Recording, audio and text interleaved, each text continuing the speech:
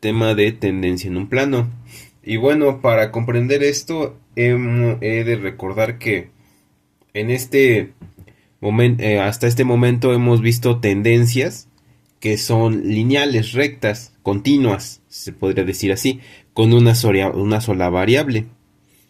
Aquí en tendencia en un plano vamos a abordar la tendencia con dos variables, x y y. Su fórmula sería la siguiente, que sería que z es igual a de x más b de y más c. ¿Esto qué nos quiere decir? Que vamos a tener dos variables independientes y una dependiente, siendo que x y y van a ser las variables independientes y z la variable dependiente. En un plano cartesiano se vería de la siguiente forma. Tenemos aquí el eje de las zetas, el eje de las y's y el eje de las x, y y z. ¿Y dónde se situaría nuestro plano? Algo más o menos de este modo. Esta es una representación, esto es un ejemplo de una representación de cómo se vería esta tendencia. Ahora, como sabemos, esta tendencia sigue un criterio que es describir los describir la función que más se acerque a los datos obtenidos en un experimento. Entonces vamos a suponer que nuestro plano es simplemente una cantidad de datos que la componen. Eso sería nuestra tendencia con dos variables independientes y una variable dependiente. Un plano que se compone de datos experimentales y también de datos que podríamos representar con esta tendencia. Un ejemplo muy claro sería, por ejemplo, cuando estamos haciendo láminas de silicio.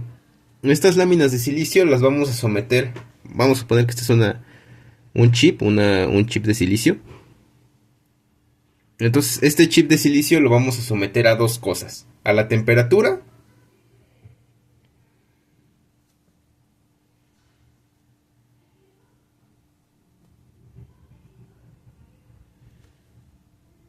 y la presión. Ahí tenemos nuestras dos variables. Y vamos a suponer que siguen la siguiente ecuación, que dice que z es igual a 2x más y menos 2.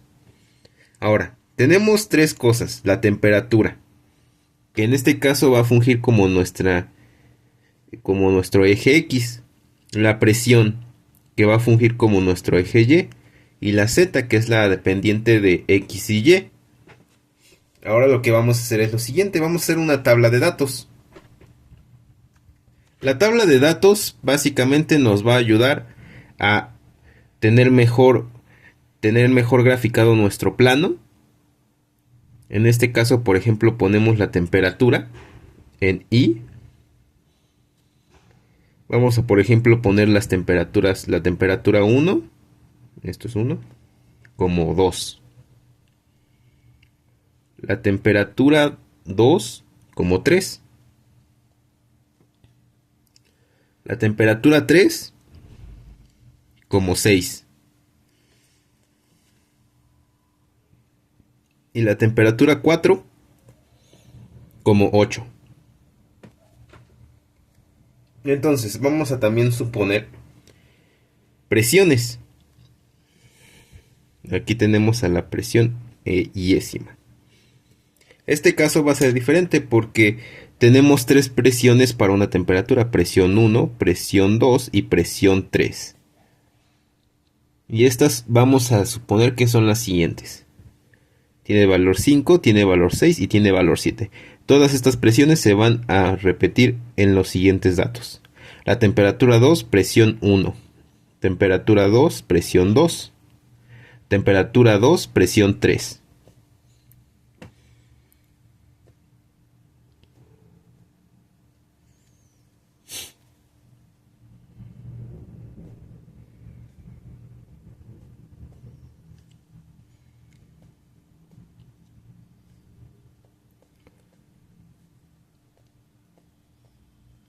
Y así vamos a tener nuestras tres presiones.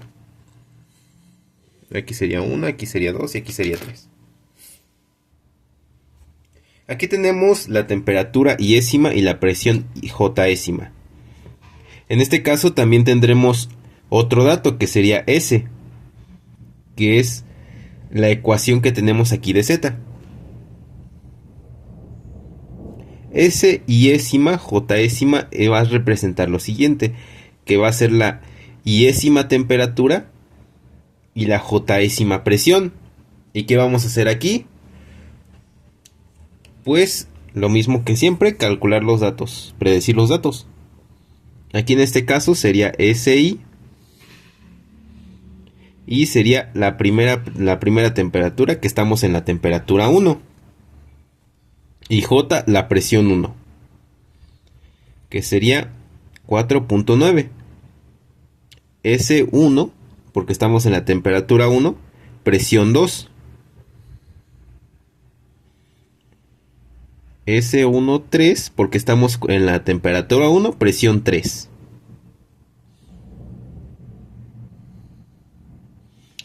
Esto se repite para todos los datos. Por ejemplo, aquí sería presión en T2, sería presión, sería S2, 1. Porque tenemos la temperatura 2, la presión 1.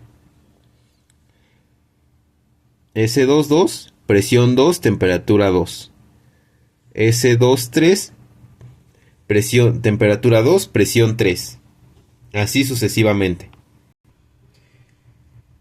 Aquí vamos a tomar algo muy en cuenta, y es ya armar lo que es el diagrama de dispersión, que sería del siguiente modo. Aquí es S, este eje va a ser los S y J. Este de aquí van a ser las temperaturas.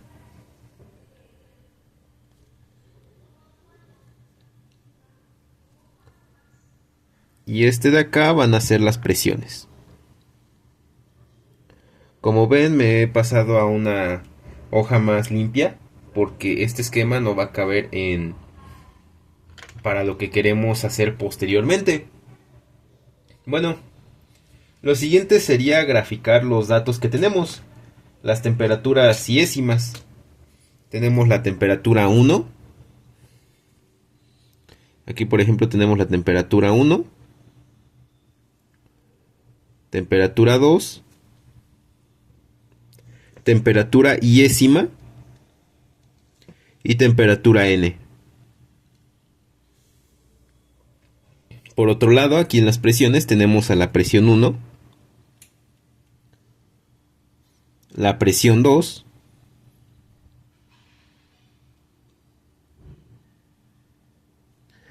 La presión jésima. Y la presión M. Ahora, como vemos, hacen un tipo de plano cartesiano, siendo que las presiones van a tener este tipo de expresión.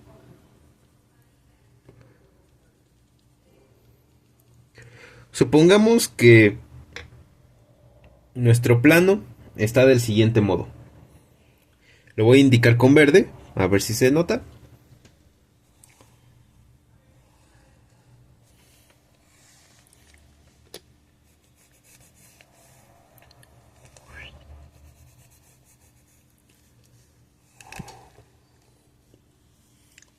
Ahí más o menos ahí está nuestro plano.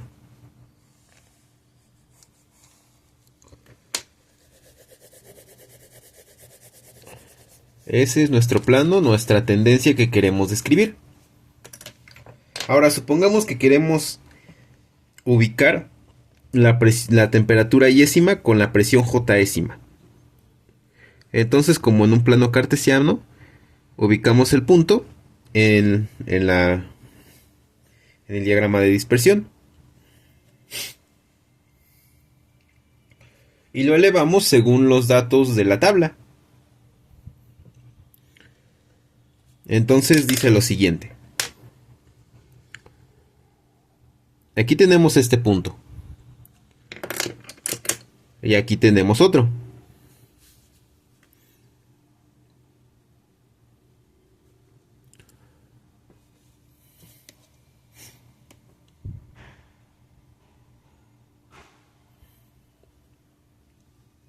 Este dato de aquí va a ser el dato experimental que nosotros vamos a obtener, que sería SIJ. Y este de acá va a ser el dato de nuestra tendencia, que va a ser S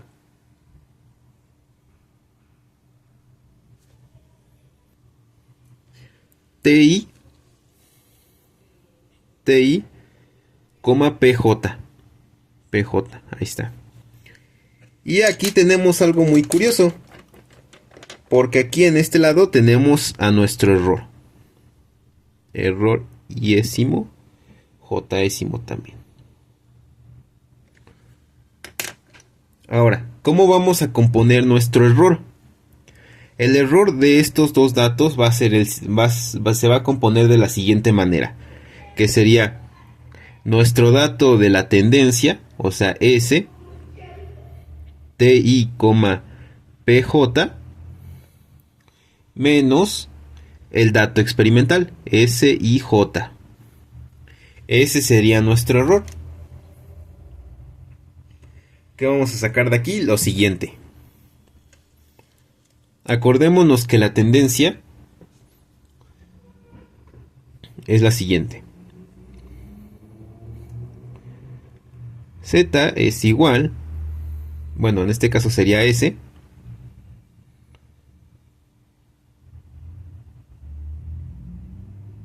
es igual a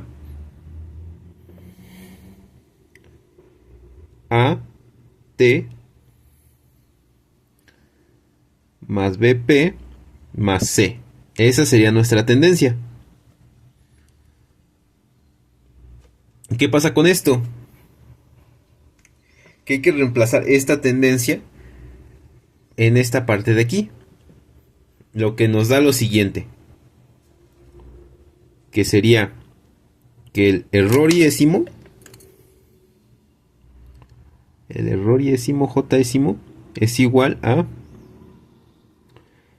a TI. Acordémonos que estamos trabajando con la temperatura yésima y con la presión jésima, así que va a ser más BPJ más C menos SIJ. Este de aquí va a ser nuestro error. Ahora que tenemos nuestro error, hacemos lo mismo que siempre hacemos cuando teníamos tendencias lineales continuas, que es derivarla parcialmente. Si nos acordamos de eso, nos acordaremos que la derivada parcial del error yésimo, jésimo, tendría que tender a la mínima derivada, o sea, a cero. Entonces decimos la derivada parcial de la sumatoria